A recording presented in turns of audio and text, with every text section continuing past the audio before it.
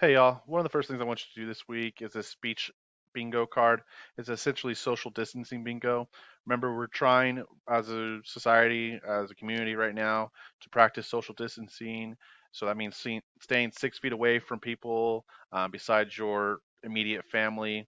So even when you go on a walk and you see friends, say hi, but try to stay 6 feet away from them. So these are all things you can do while practicing social distancing. They're fun things. Learn a TikTok dance, do a puzzle, or make one. What I would like you to do this week is just complete 5 of these, complete a bingo.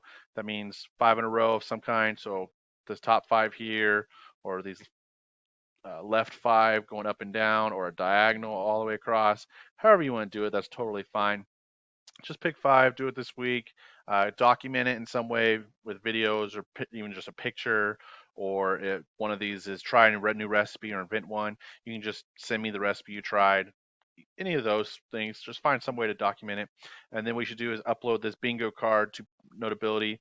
Just draw an X across the uh, boxes that you completed, and you'll attach that and turn that into Google Classroom at the end of the week.